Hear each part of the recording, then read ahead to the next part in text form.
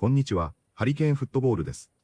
今回の教材は、サッカー日本代表に関する動画です。代表チーム専門のチャンネルである、International Soccer Breakでは、日本、オランダ、スウェーデン、チュニジアが入ったグループ F について議論し、出演者たちは、死の組と評価しています。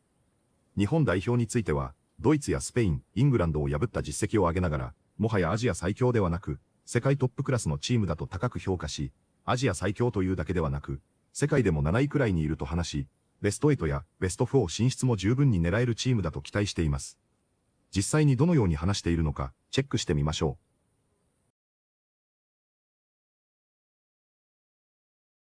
う。Group F, Netherlands, Japan, Sweden, Tunisia. That got a lot harder than we thought. Let's show it. Let's see what we got here, guys. Here's the group. And here it is. Here's the matches that we're going to talk about right now, boys. What do we got with regard to this group? What's going on? This is the group of death, Roycito. Yes or no? It is. It is. For me, it is. 100%.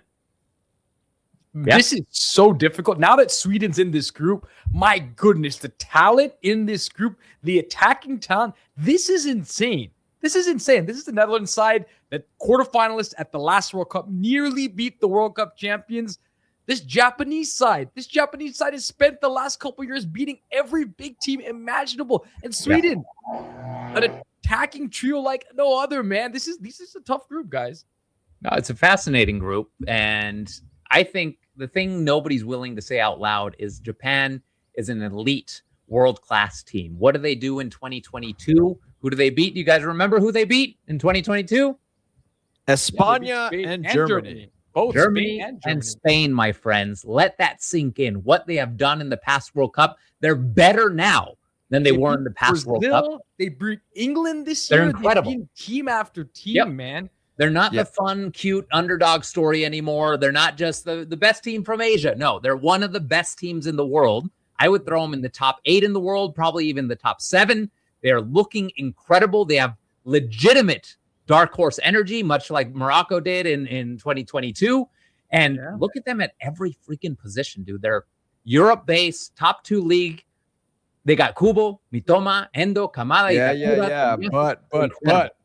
But what you guys are not mentioning is the injuries. So, Mr. Mitoma out of the World Cup. Mr. Minamino out of the World Cup. So, guys, this is what I'm getting at. And I know we followed this Japan team on this channel quite a bit. Like we have, for those who watch the channel know.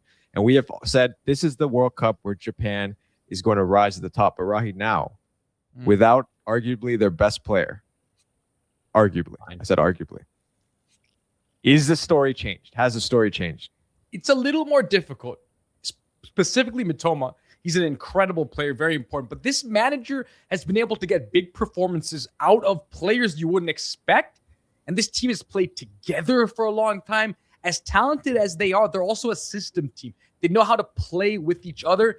And their most important player, in my opinion, that is Takefusa Kubo. He's still there. The creative heartbeat. Dude, this team is still talented. Yeah. No, they're an awesome team. They are an amazing team. I don't think the absences are going to change what they're capable of. They're such a well-oiled machine. They're brilliantly disciplined. They're together. They're united. They're hyper-intelligent on the field. This is a fun team to watch. What I love about this Japanese team is they align with Japanese culture. That level of discipline, that uniformity, that alignment, that familial sense of unity. It's incredible what they do on the field. And in the stands, you guys never forget what the Japanese fans do in the stands. But Netherlands, man, you guys keep talking about Netherlands being this super world-class team. I don't know. Frankie de Jong has been talked about as one of the best midfielders in the world for 6 years. He's almost there. Everyone's saying he's almost there. He's about to unlock it. What kind of midfielder even is he? He hasn't figured out what he is best at. We got Memphis Depay playing in Brazil. I don't know, man. I don't know if this edition of the Netherlands team is going to do much. De Jong is an incredible player. He plays for La Liga champions, right? He's an incredible midfielder. This Dutch side is going to be, as they always are in every World Cup, a formidable force. And this is a difficult group, but this Dutch team will be fine. They have enough up front. And to be honest, in the midfield to make it out of this group and to do some decent damage in this tournament saw. Yeah, I mean, look, missing Xavi Simons, but I think just like we talked about Japan, there's enough other cast members around there. And this is the thing.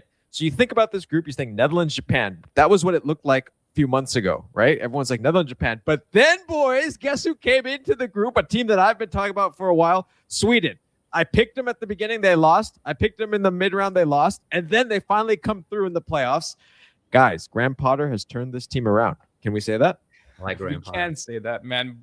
This is a team that it's very difficult to know how they will do. They finally turned it on in the playoffs, right? And Mr. Gyökeres, who's been criticized time and time again for his inability to move in anything that remotely resembles athleticism, but yet somehow he scores goal after goal for Arsenal. And yes, for this Swedish side, dude, this is a dangerous attacking side. They don't defend well, but boy, can they attack.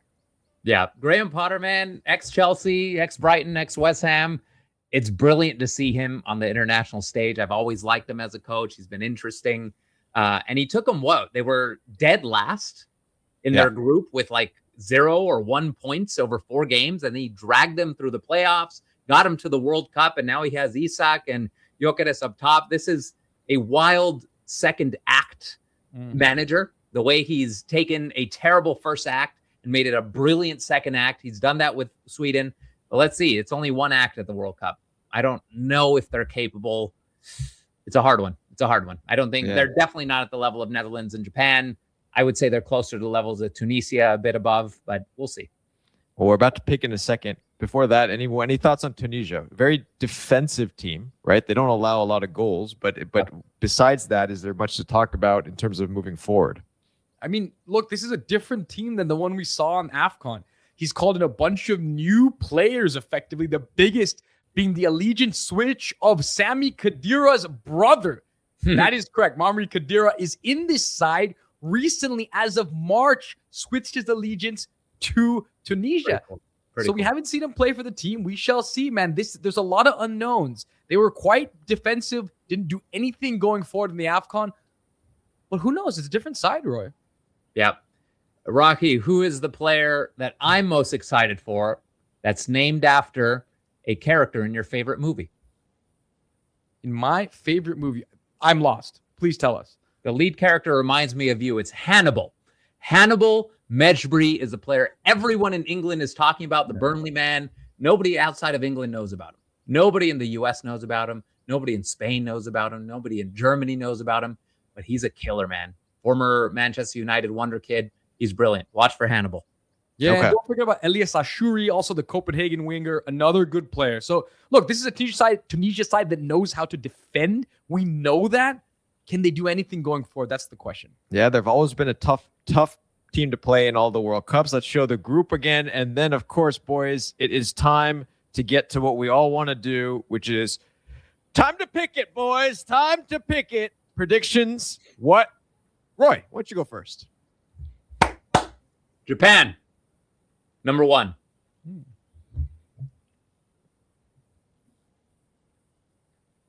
Netherlands. Number 2. Sweden, number 3. And Sweden makes it through. Those are my guesses. Okay. All Can right. you that Netherlands-Japan game to start in Dallas? That is going to be a banger. What a start to the tournament for me. Look, I believe this Japanese side will go very far in this tournament. I think their moment has come, but I wouldn't sleep on the Dutch side. I think the Netherlands will finish first, Japan second, but Japan will win a knockout game and then maybe another. I'm talking quarterfinals, semifinals for Japan. I love it.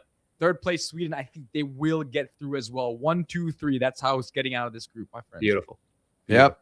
Rahi, I got the same exact one as you. Netherlands 1, Japan 2, Sweden 3 and in.